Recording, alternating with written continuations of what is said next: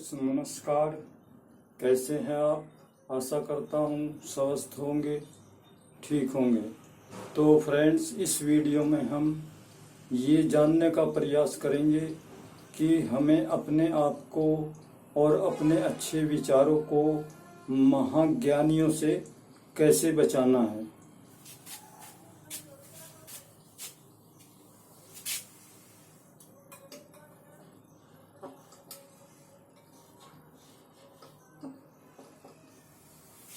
हे विश्व विधाता, आप हमेशा हम सभी पर अपनी दया दृष्टि बनाए रखना, ताकि हम अपने सभी काम सही समय पर पूरे कर सकें।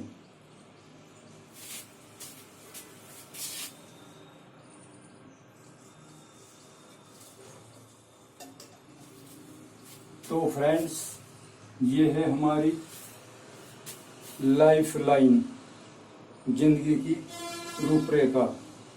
तो इसमें हमारे पास कितने मोड़ आते हैं? मुख्य रूप से इसमें 3 मोड़ आते हैं मुख्य रूप से।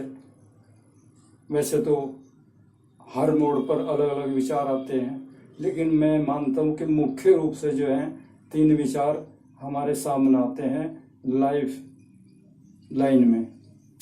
नंबर 1,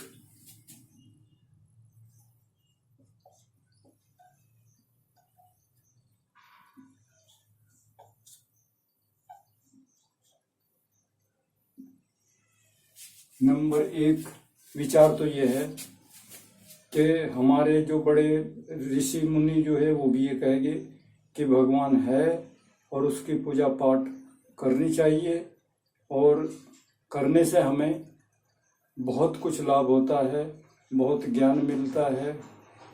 तो हम अपने सबसे पहले इस विचार को अपने मन में बसा लेते हैं, लेकिन फिर इसमें दुविधा कहाँ से पैदा होती है, इसमें हम ये आपको जानने का प्रयास करेंगे।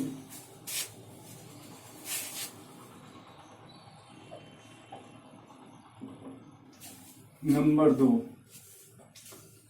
2 पे ये ऐसे महाज्ञानी मिलेंगे आपको, आप उनसे कहोगे कि भैया भगवान की पूजा करो, उससे आपको बहुत फायदा है। तो ये पता क्या बोलेंगे? अरे भगवान तुमने देखा है? बेकार पागलपन की बात है, टाइम खराब मत करो। तो इन ऐसे महाज्ञानियों से आपको बच के रहना है अगर अपने लाइफ में सुखी जीवन चाहते हो।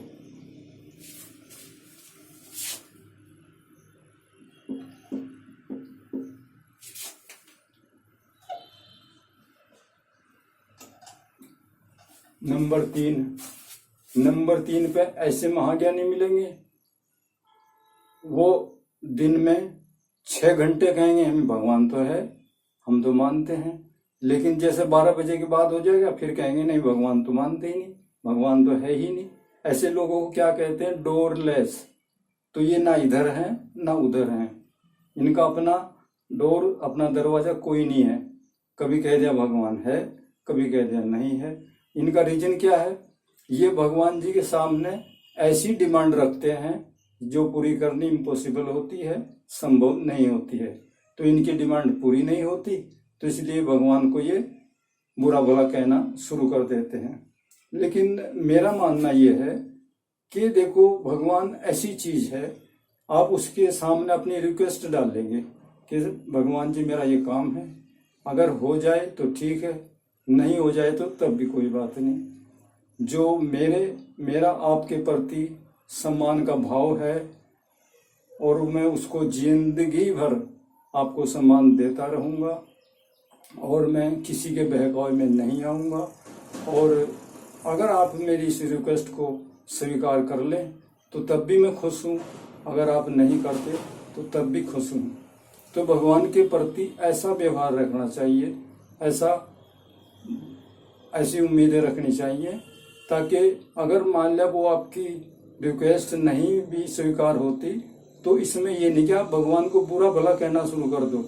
अपने को सहनशीलता, भाई ठीक है, कोई ऐसी डिमांड है जो एकदम से जल्दी नहीं पूरी हो सकती, उसमें कुछ समय लगता है, और उसके पहले आउटलाइन बनाई जाती है, और उसके पहले संयोग बनाया जाता है, तो तब जाके कहीं वो डिमांड पूरी होती है।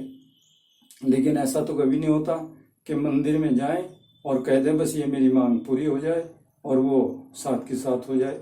मेरे ख्याल से तो ऐसा नहीं होता।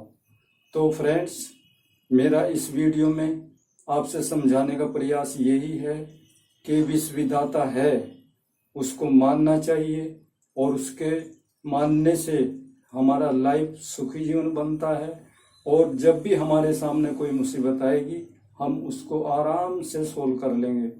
लेकिन अगर आप इन महान ज्ञानियों के चक्कर में पड़ोगे कि भगवान तो है ही नहीं, तुम पूजा किसकी कर रहे, अगर है तो भगवान को हमारे सामने खड़ा करो, तो ये महाज्ञानी है, इनसे आपको बच के रहना है।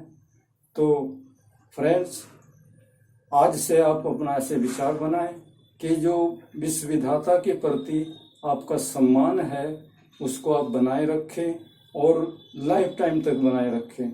तो तभी फिर विश्वविधाता भी इस बात पर विचार करेंगे ये कि ये हमारा शिष्य है, हमारे प्रति अटूट विश्वास रखता है।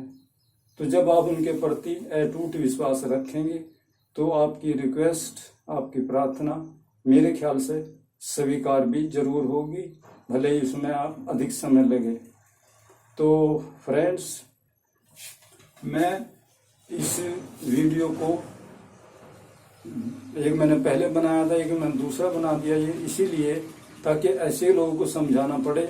कुछ लोगों ने तो बड़े गर्व के साथ कहा है कि भगवान नहीं है, भगवान नहीं है, बेकार में टाइम ना खराब करे। लेकिन इससे होता क्या है, उन्होंने तो कह दिया। अब इससे हमारी जनता कितनी भोली भाली है, अब वो किसी दूसरे भगवान को ढूंढ लेंगे, जैसा हाथरस कांड वाले में हुआ। कि इसलिए भगवान तो हर एक आदमी को चाहिए, लेकिन अगर जो असली भगवान को छोड़ देगा तो वो नकली भगवान के चक्कर में पड़ जाएगा। लेकिन भगवान तो सबको चाहिए। तो इसलिए इस वीडियो में मैं आपको ये समझाने का प्रयास कर रहा हूँ कि जो असली भगवान है उसको मानिए। तो फिर आप कहेंगे उसकी पहचान क्या है जी?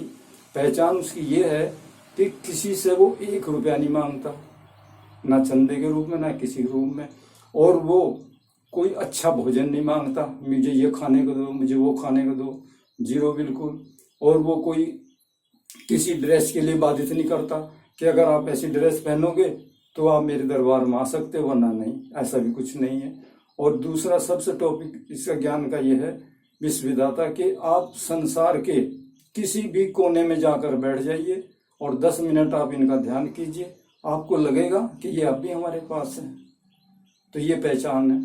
दूसरी बात ये कि आपके रात को 12 बजे 1 बजे किसी मुसीबत में फंस जाओ, आप इनका 10 मिनट से अध्ययन करें, 10 मिनट इनका ध्यान करें, तो तब भी आपको ये महसूस होगा, फीलिंग होगी कि विश्वविधाता है, अब भी है हमारे साथ। तो ये पहचान है।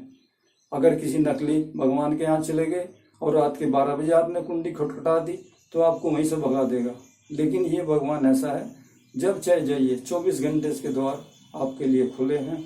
और जो भी सेवा है निस्वार्थ, कोई पैसा नहीं, कोई लोभ नहीं, कोई लालच नहीं। और मेरे ख्याल से जो लोभ लालच में डूब जाता है तो भगवान उसको अपने ग्रुप से बाहर निकाल देता है, क्योंकि भगवान का काम तो जनता को सुख देना है और सुख भी फ्री देना है। तो उनके साथ भगवान रहता है और उनके विचारों को हमेशा वो जिंदा रखता है। तो फिर भी अगर मैं इसमें कुछ गलत कहा हो तो आप कमेंट बॉक्स में लिख देना, मैं उस पर विचार करूँगा। आपने अपना कीमती समय देकर ये वीडियो देखा, इसके लिए आपका धन्यवाद। नमस्कार, थैंक यू।